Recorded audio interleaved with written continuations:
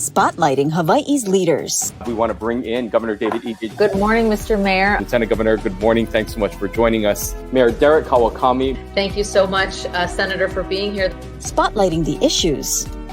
Where is the virus right now in our community? How much is this overall going to cost the state? How are you responding to the community's concerns? Talk about the level of citations that you guys are writing. Spotlight Hawaii with Yanji Denise and Ryan Kahele Suji on the digital platforms of the Honolulu Star-Advertiser. This episode of Spotlight Hawaii is brought to you by Longstrugs. Aloha, thank you so much for joining us on this Earth Day and this Aloha Friday. I'm Yanji Denise, joined by Ryan Kahele Suji. This is Spotlight Hawaii on the digital platforms of the Honolulu Star-Advertiser. And Ryan, today we are catching up with a guest who always gets a lot of questions. Yeah, and we have a lot of questions from him on a variety of topics. We want to welcome in Senator Brian Schatz joining us this morning. Thanks so much for being here. You know, we have as I mentioned, a lot of topics, everything from Red Hill to COVID to federal dollars. I mean, there's never a shortage of topics when we have you on. But let's begin with COVID and where we're at right now. We're seeing a gradual rise in some of these case counts throughout the country. Your thoughts as we head into this new era of the pandemic and how things are being managed on a state and federal level? Yeah, I mean, what I'm watching is the hospitalization rates, which have been really steady for a number of weeks. And I'm somewhat encouraged by that in the sense that we're looking at the kind of decoupling of hospitalization, severe illness from case counts. I thought it was wise that the Department of Health went to weekly reporting, so we're not all breathlessly saying, how many today? That's no longer the question. The question is, are our hospitals full? Are our ICUs full? This is a disease that people are going to continue to catch, but there are ways to keep yourself and your family safe. That's primarily by being vaccinated if you can, and getting boosted. Although we've done well on vaccinations and boosters, there's still a lot of people who haven't gotten boosted. I totally recommend it. It's still very easy, almost instantaneous, and free of charge. So, I mean, for me, I just like the assurance. Look, I'm in a, knock on wood, a relatively lower risk group, but I still like the idea that if I had COVID and I'm triple vaxxed and I can walk around with some confidence that I'm unlikely to catch it again, at least in the short run. And if I did, that it is likely to be a mild illness. It's just like anything else. It can kill you. Lots of communicable diseases are dangerous and ought to be addressed through public health strategies. But I think we are beyond the point, unless a new and increasingly terrifying variant pops up. I think we're now in the phase of this where we try to minimize the amount of it, but don't shut down things in order to keep the numbers low. And one of the things the governor has said that he's very focused on keeping open are the schools. And to that end, the DOE is keeping masks to the end of the year. There's been some discussion about perhaps losing them this summer. What are your thoughts on when kids should be able to take off masks in public schools? Gosh, as soon as possible. A lot of kids are still having recess outdoors with masks on. I just don't think that's medically indicated anymore. I don't think that is going to do much to stop the spread of the disease. And so I think as soon as possible. I have spoken with teachers and principals who want to kind of play out the string just for continuity's sake, because changing rules about anything in the middle of a school year can be complicating. So, I kind of came into this conversation thinking it's time to take, if masks are off in restaurants, if masks are off in public transportation, then why aren't masks off in schools?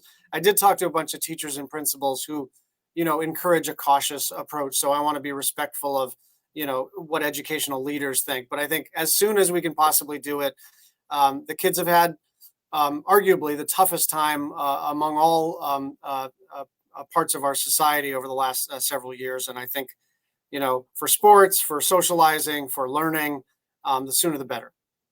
And your thoughts on the ruling about, as you mentioned, masks with travel and in airplanes and in public places of transportation. Were you at all surprised by the ruling that came down last week? And your thoughts moving forward on any sort of pushback that maybe the White House may present to that mask requirement?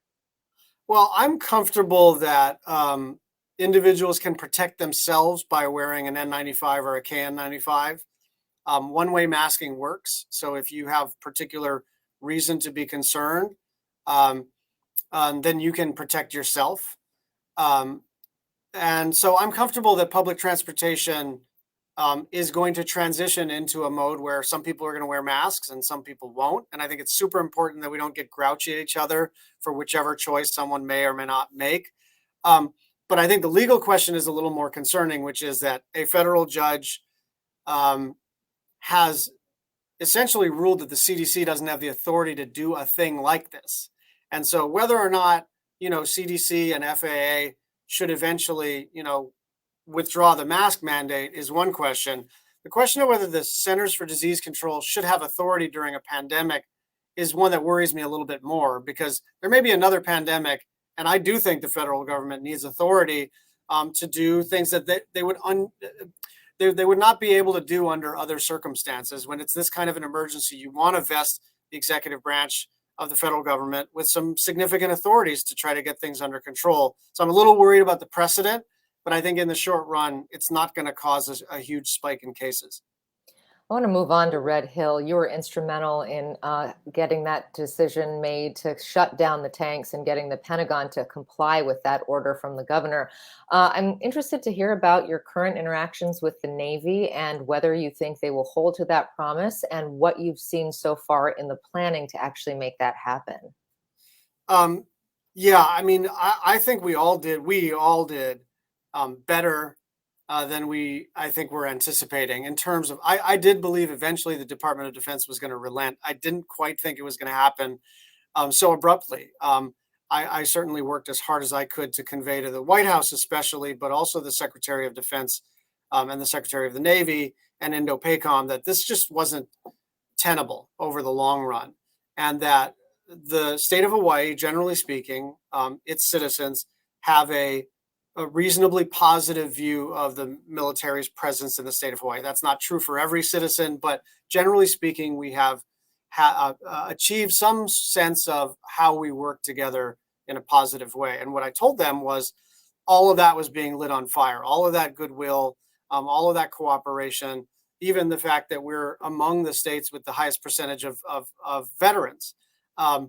You had veterans, you had service members themselves, you couldn't find a single person who was taking the Navy side. And that's what I told the secretary. And I said, this is bigger than Red Hill. This is about whether or not you're going to be a good neighbor to us. And they fixed it. To have the Secretary of Defense himself make this announcement makes it really clear that there's not a lot of wiggle room within the department at the Navy side or Office of the Secretary of Defense or the budget people or the lawyers. The one exception so far is that they have not quite yet withdrawn their lawsuits. And that's something that I'm working very hard to get them to do, because it's very hard for the state of Hawaii and its attorney general and their deputy attorneys general to work collaboratively with the Navy on the implementation of the order and the implementation of Secretary Austin's directive if they're still in a lawsuit. And that lawsuit claims specifically that the state was arbitrary, exceeded its authority, and none of that was true. So that was one of the reasons I got super angry in the first instance. And they've sort of fixed 80% of the problem by announcing their the closure of Red Hill and the draining of the tanks and a new kind of fuel concept throughout the Asia Pacific region. But this one sort of thing that is still a thorn, in the sort of in your heel, kind of like poke through the slipper and is still there, is the lawsuit. And so we're working very hard to get that thing withdrawn. When you look at the outlook for what Red Hill becomes and just the overall cleanup, as well as potentially looking for new sources of water through different aquifers with the Board of Water Supply and the conversation that we've had with them, this could be an issue for some years down the line, which will also come at a price tag to somebody that will have to pay. And obviously, Board of Water Supply thinks that the federal government should be held responsible for this. We've spoken to the governor as well, who said that the federal government should bear majority of those, if not all of the costs for this. Do you believe that that's a realistic ask, and that the federal government will cover some of the other expenses that come about because of what has happened here at Red Hill? I mean, it's a very smart question, but I'm going to be a little bit overly precise with my language because my philosophy on stuff like this is under promise, over deliver. I don't know if I can get federal funds for this purpose, but it is something we're actively evaluating. And I'm certainly not against it. I just, sometimes it's better to try to figure out if I can accomplish it before I make a promise that I can't keep. That's number one on the sort of funding. But I do think, look, some of these problems were precipitated by the Department of the Navy, and so it's reasonable to think of that as a Navy obligation to get right.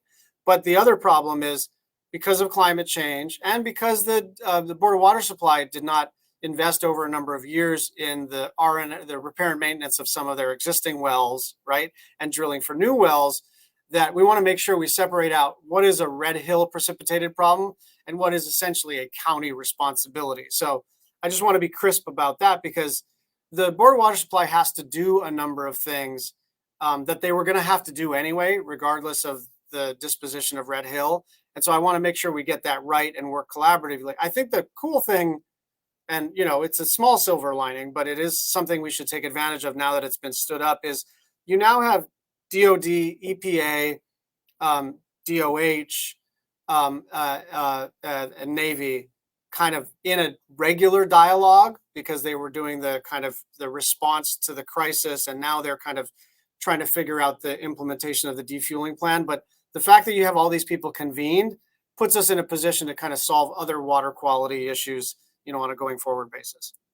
Ernie Lau has said publicly and on this program that they might not be able to give meters for all the projects that demand them when they're talking about building new housing or large-scale condo projects and what have you down the line. That obviously has a lot of developers in our community concerned. And affordable housing, of course, is at the center of many of our problems in our community. Ed Case on this program said that perhaps we should prioritize some development over others if it comes down to not having enough water. What are your thoughts on that? Should some projects go forward and others not? And how would we do that?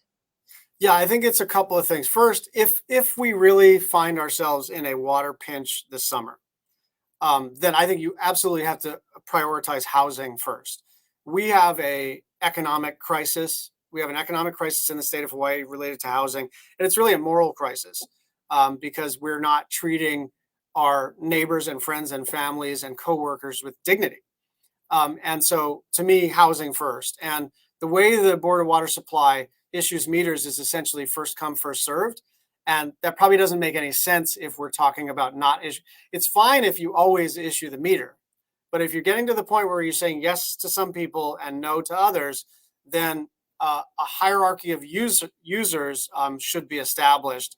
And I've talked a little bit about this with the county council and through staff with the board. I'm not sure what the right mechanism is, but I think Ed is right that prioritizing housing is sort of a really obvious thing to do. The other thing I wanted to just say, Yunji, is that the Halava shaft was shut down as a precautionary measure, and I think that was the smart thing to do. But it is not clear to me that it has to be shut down forever on a going forward basis. It was precautionary. They can absolutely do daily testing, and that's the thing that's creating a relatively short-term pinch.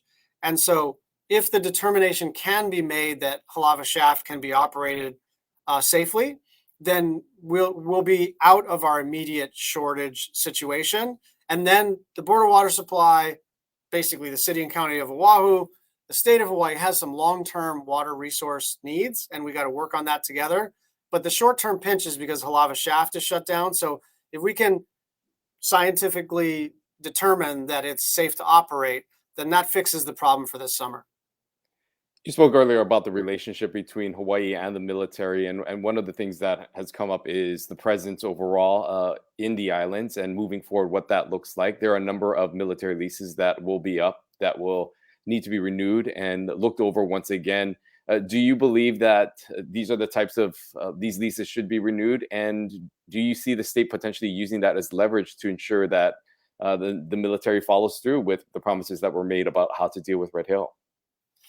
I guess two thoughts. First, I am hopeful that by the time there's a new governor to kind of restart the negotiations over the lease renewal, that Red Hill is mostly in the rearview mirror, right? Because their time frame for defueling and sort of having a new concept of operations for fuels is only a year. So by the time there's a new governor, or at least by the time she or he, has a new AG and all the rest of it, that should not be something that has to be used for leverage, because we should be POW, right?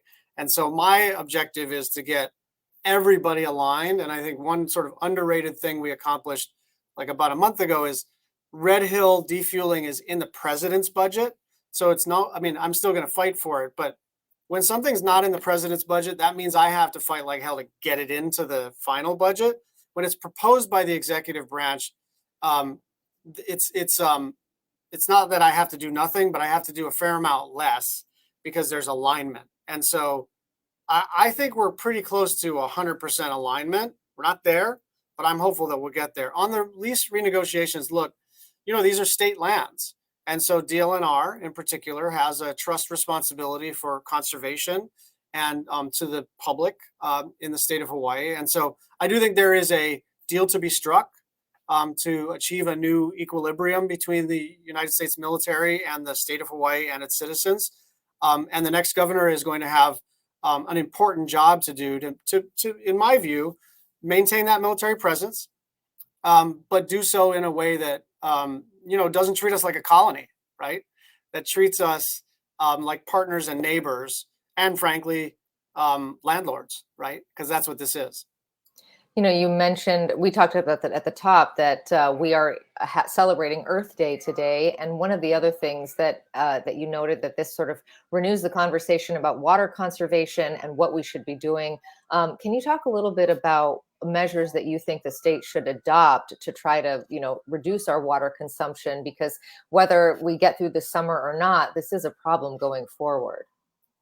Yeah, look, I defer to the legislature and the county boards of water supply on water conservation. I think they have pretty good programs in place. I think the main thing we need to do is to manage our water resources at the institutional level properly. I think it's great if everyone can personally, and I saw the commercial with Ernie on it, and I thought, am I taking long showers? Should I water my lawn less? Like wherever I can make a difference, I'm going to try to make a difference. But in a lot of ways, that puts the onus on an individual citizen when actually we have agencies for this, right? We have institutions for this. And I think it's sometimes a bit unfair if you've got fully irrigated golf courses, right? And fully operational 100% occupancy hotels, right? And then we're asking individual local families to like take a quick shower. That seems to be an imbalance in like, in terms of analyzing who's actually using the most water. But I it's not a federal issue in a strict sense. So I will be helpful in terms of hopefully providing federal resources for water infrastructure and for conservation. But how they go about doing that is up to them.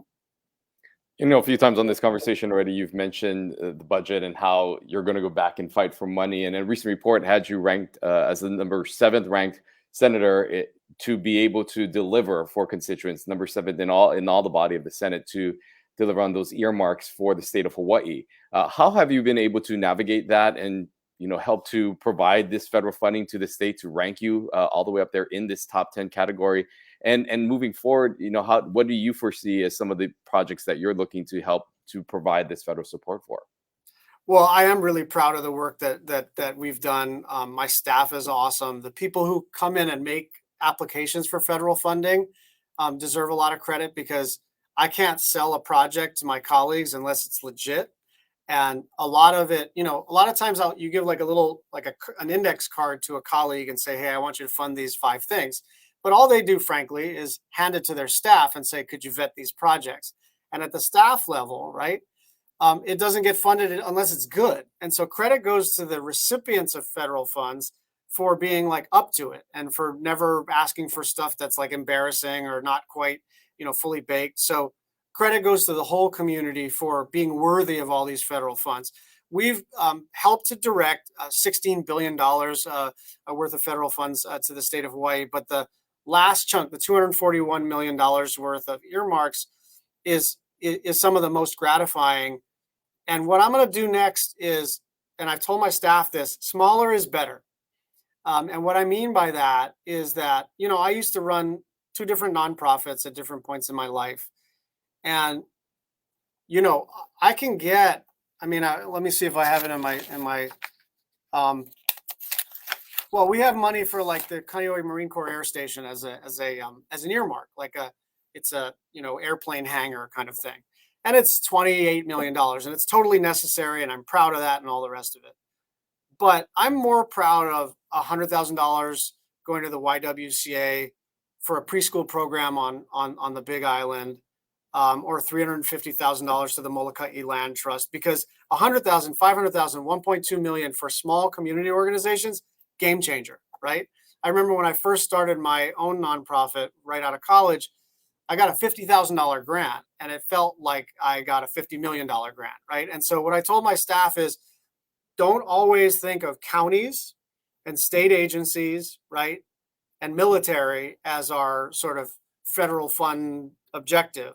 Certainly they, are worthy of some of those resources, but it's the community organizations that get me up in the morning, that get me fired up. The people who are restoring the fish ponds in Heia, the people on Maui doing coral reef conservation, the domestic violence action center to expand services. Like, that's the stuff that gets me up in the morning.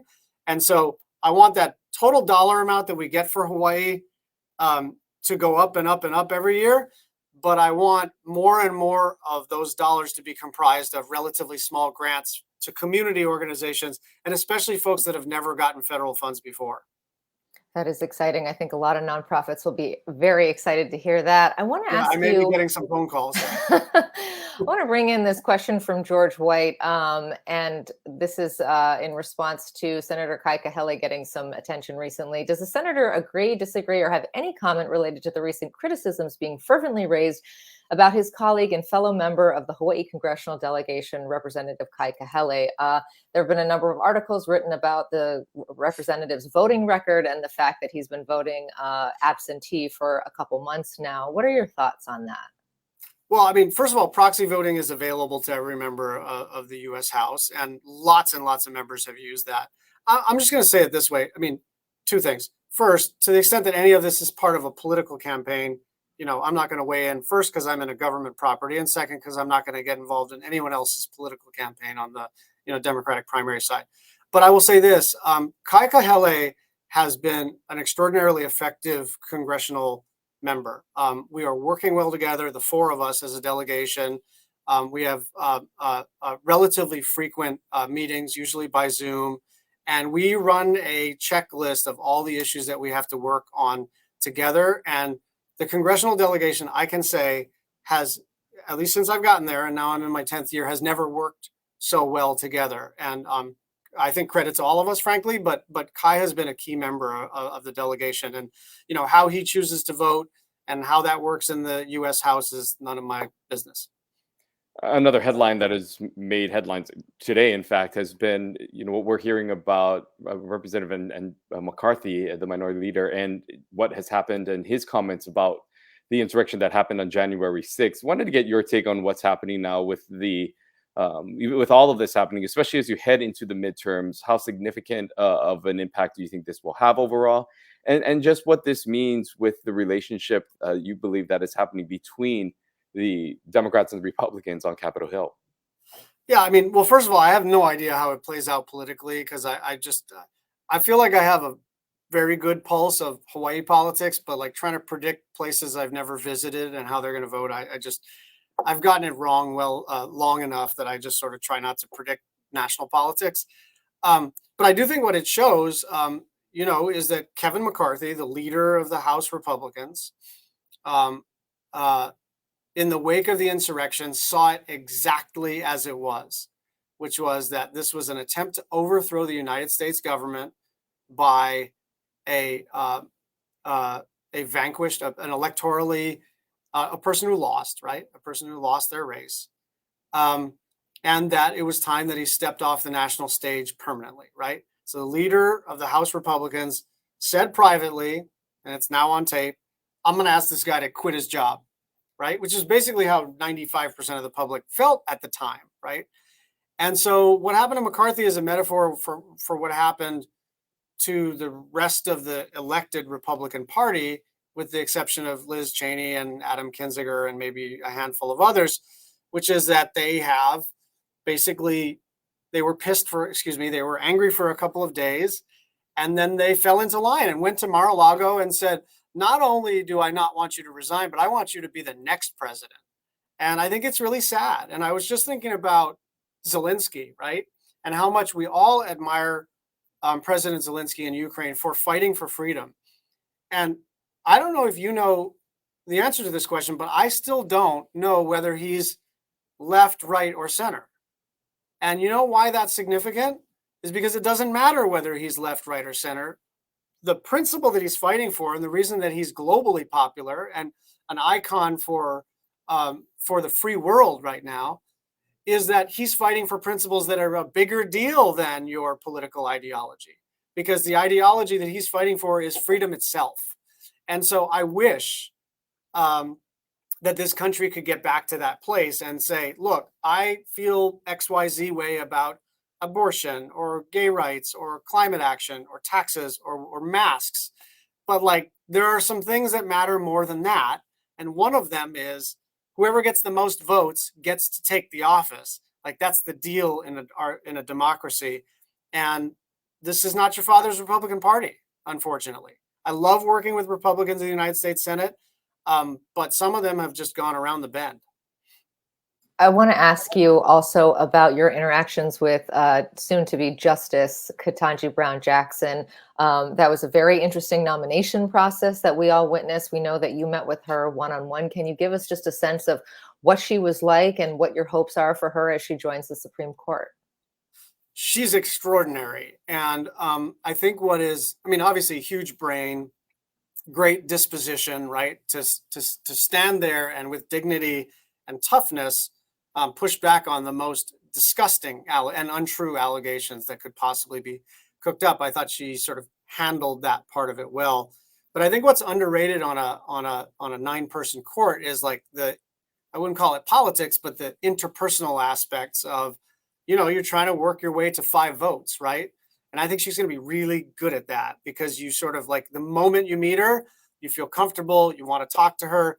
My plan with their team, because Doug Jones, former senator, was helping, and I let Doug Jones know. I said, let the judge know that I'm not going to, grill her with a bunch of substantive, difficult questions. I'm already voting for her. I saw the stuff, and I wanted our meeting to be just a little break from everything. And it turned out I didn't give her a break because I found her so charming. I asked her a million questions. Like, she's just magnetic in that way. And so huge brain, great judicial temperament, but also one of the kinder and more engaging people you will meet in any walk of life.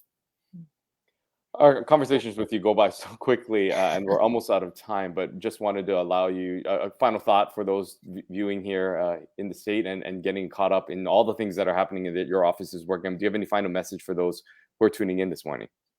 Well, I guess 2 thoughts. First, please call our office or go to schatz.senate.gov. There's a form you fill out, and it's not a black hole. It actually goes to a human being in my office who reads whatever you're typing into that form. So anything you need, let us know. I guess, whether I'm working on, public infrastructure or climate or education or healthcare or whatever, I think we are moving into a different phase. I don't know if it's post-pandemic, but it's certainly a different phase of this community's recovery. And I know everybody's at different phases. Some people are fully recovered. Some people are not at all recovered. But I'm hoping we can lay a foundation together for a couple of the most important things. And to me, the big opportunities in front of us remain clean energy, higher education, infrastructure. Those are things we can work on that will lay a foundation for a better economic future. And now we get to think like beyond this week, and frankly, beyond our own family and juggling Zooms and masks and requirements and uploading test results and all that stuff. We can start to think about the future. And those of us who are in leadership positions now have to sort of get out of crisis mode and try to lay the foundation for the next 3 to 10 years so that we can have a robust economy and succeed in this new world. Senator Brian Schatz, always great to catch up with you. Thank you again for joining us. Thank you both. Thank you. Aloha. Always great to hear from him, and we did cover a wide range of topics. Interesting to get his thoughts on COVID. He did say that he hopes that kids are able to lose the masks at school as soon as safely possible, noting that there's been a lot of principals and parents who have talked to him about just the weight that that has placed on those communities. And so he's hoping for that. And also saying that we are entering a different phase of the pandemic. He thinks that the ruling that was issued regarding masks in public spaces when it comes to transportation, that individuals can choose to wear a mask or not, but he talked about the broader implications of that and wanting to make sure that the CDC and the government is empowered, down the line, should we need to mandate something like that in the future. So sort of threading the needle on that. And also, Ryan, very interesting to get his thoughts on Red Hill and also the responsibilities of the Board of Water Supply for their own upkeep. Yeah, we heard from him being very cautious about, talking about who should be paying for the long-term impacts of Red Hill, making clear that, like he said, he's going to try to see what he can do and continue to get money that comes back into this state specifically for Red Hill and addressing some of those needs, but also being clear that he wants to not overstate or overpromise in what those deliveries will be, and that there needs to be a line that defines what were some of the issues that were related to Red Hill and other things that were maintenance things that the city maybe failed to upkeep or failed to look at prior to that. And so those are conversations that will happen down the line. You did hear from him saying that those conversations that happened internally when the state was pushing for military action and for the closure of those facilities, talking about the relationship with the state of Hawaii and the military and how things, for the most part, were very well up until this instance with Red Hill, and how action needed to be taken swiftly. You heard he said they were kind of surprised, that taken back by the how fast that everything kind of came through and the decisions that were made, but obviously very happy with the final outcome and result from what was decided. Yeah, and interesting to note there that the Navy is still pursuing their lawsuit against the Department of Health's authority to shut down the well in the first place. He's urging the Navy to drop that lawsuit because it is counterintuitive to have the Pentagon saying on one hand that they're going to shut down the tanks, but at the same time pursuing that lawsuit. So we'll see how that unfolds. I was interested actually in the question that you asked regarding his earmarks. He has been ranked by the New York Times as 7th among all senators to bring back the bacon, as you will, back to the state. And he's saying, his priorities are not necessarily with the big ticket projects, but really with those that are most impactful. So that could be a community health center or a local nonprofit, that giving those smaller dollars could actually have a bigger impact when you look at quality of life for residents. And I do expect that his office, those forms are going to be filled out online that he talked about at the end for community centers and nonprofits alike, asking for how they can get perhaps some of that federal money. Yeah, again, a lot to talk to with him. Unfortunately, we didn't get to talk about inflation, about the rail, so we're just going to have to try to see if we can get him back on more frequently, maybe, so that we can get to all those topics that we are hoping to get through. Unfortunately, this is only a half-an-hour program, and so we're somewhat limited, but we always enjoy speaking and catching up with Senator Schatz. Also looking forward to a full week next week. That's right. We are going to have the 2 Republican candidates for governor, Paul Morgan and Lynn Mariano. They have not been on this program before. We're going to talk to them about their platforms and why they are pursuing that office. We'll also be catching up with Sherry Minor McNamara. She is pursuing the office of Lieutenant Governor. Get a feel for her on how the campaign is going. So there will be plenty to talk about. We hope you join us right back here on Monday on Spotlight Hawaii at 10:30. Have a great weekend. This episode of Spotlight Hawaii is brought to you by Longstrugs.